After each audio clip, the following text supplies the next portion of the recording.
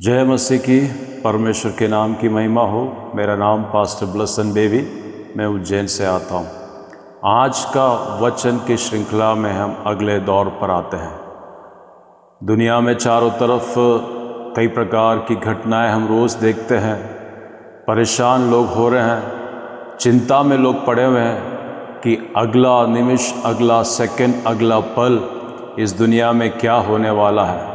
एक तरफ लड़ाई की बातें सुन रहे हैं, दूसरी तरफ बाढ़ जैसी बारिशों से, आपदा से लोग परेशान हो रहे हैं। बल्कि उन सबों के मध्य में हम परमेश्वर के संतानों के पास एक बड़ी आशा है कि हम जब परमेश्वर से प्रार्थना करते हैं, जब हम परमेश्वर का वचन हम सुनते हैं या पढ़ते हैं, मनन करते हैं, पवित्र आत्मा मेरी और आपकी सहायता करता है। इसके लिए मैं परमेश्वर को मैं धन्यवाद करता हूँ। आज के इस वचन की श्रृंखला में भजन संहिता 34वां अध्याय उसका 4था पद, वहाँ लिखा है, मैं यहोवा के पास गया तब उसने मेरी सुन ली और मुझे पूरी तरह से निर्भय किया। यहाँ पर दाऊद का एक भजन है। वो अबीमेलेक राजा के सामने से जब वो पागल बनकर हटा, वहाँ से भगाया गया, निकाला गया, तब उसने एक ही बात याद रखी कि मेरी हर अवस्था में मेरा प्रभु ही मेरे लिए काफ़ी है।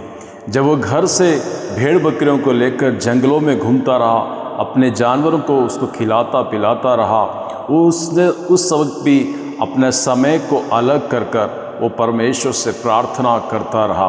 और उसको मालूम था कि मेरे इस विराट अवस्था के अंदर मुझे सिर्फ परमेश्वर ही सहायता और मदद करता है। कर वो समय निकाल कर परमेश्वर से बात करता था। हमारे जीवन के अंदर भी चाहे मुसीबत आए, तकलीफ़ आए, हम दौड़ते हैं मनुष्यों के पास, हम अधिकारियों के पास दौड़ते हैं हमारी समस्या को लेकर। बल्कि हम उस समस्या को लेकर संसार के लोगों से बात करने से बढ़कर, संसार के लोग मुझे और आपको निराश करेंगे, हताश करेंगे, निंदा करेंगे, हंसी मजाक उड़ाएंगे। बल्कि उस अवस्था में यदि परमेश्वर के वचन को हम लेके बैठे, हम उससे प्रार्थना करें, प्रभु मेरी सुनेगा। हालेलुया। प्रभु मुझे कभी ठुकराने वाला परमेश्वर नहीं, मुझे और आपको आश्वासन देने वाला मेरा प्रभु है। दाऊद को अच्छी तरह से मालूम था, इसलिए दाऊद ने परमेश्वर की उपस्थिति में जाकर प्रार्थना किया। इसलिए दाऊद कहता है कि मेरे सारे भय को उसने निर्भय किया। Praise the Lord. कितनी अच्छी बात है। इसके संदर्भ में एक वचन पढ़ना चाहता हूँ। मरकुस किताब 4था अध्याय उसका 41 पद में लिखा है, वे बहुत ही डर गए और आपस में बोलने लगे, ये कौन है कि आंधी और पानी भी उसकी आज्ञा मानते। चेले लोग सब, दुनिया के लोग देखने लगे, यीशु मसीह ने जब आंधी को शांत किया, तूफान को शांत किया, यीशु मसीह के नाव के साथ चेले लोग भी थे। यीशु मसीह थोड़ी देर आराम करने लगा, तब चेले लोग घबरा गए, हे प्रभु ये क्या है, स्वामी ये क्या हो रहा है कर है। तो उन्होंने यीशु को जगाया। यीशु ने कहा, हे अल्पविश्वासियों क्यों डर रहे हो कर और आवाज़ को शांत किया, आंधी को एक ही आवाज़ में शांत किया। वही हमारा यीशु मसीह है। मेरे और आपके जीवनों में आने वाली हर एक मुसीबतों में, आने वाली हर एक परेशानी में, मुझे और आपको डराने वाली हर एक बातों के अंदर यीशु मसीह का एक ही आवाज़ काफ़ी है। तो आज संदेश के मध्य में कहना चाहता हूँ, आपकी अवस्था चाहे कुछ भी क्यों ना हो, सिर्फ आपको यीशु से बोलना है, यीशु से प्रार्थना करना है। यीशु आपकी आवाज़ सुनता है, यीशु आपका नाम जानता है, यीशु आपसे प्यार करता है।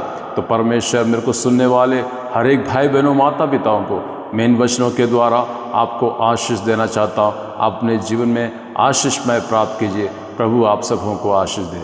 आइए हम प्रार्थना करेंगे। स्वर्गीय पिता परमेश्वर, धन्यवाद करते हैं प्रभु जी, आज के वचन की श्रृंखला में हम तेरे पास आते हैं। प्रभु सबों को तू आशीष दे।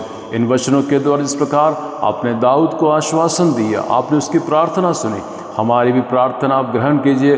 हम सबों को तो आशीष दे। अगले एपिसोड मिलने तो पंखों तले छिपा दे। कई लोग सुनकर, ये वचन सुनकर आनंदितमय और अनुग्रहित होने पाए। यीशु के नाम से मांगते हैं, आमीन।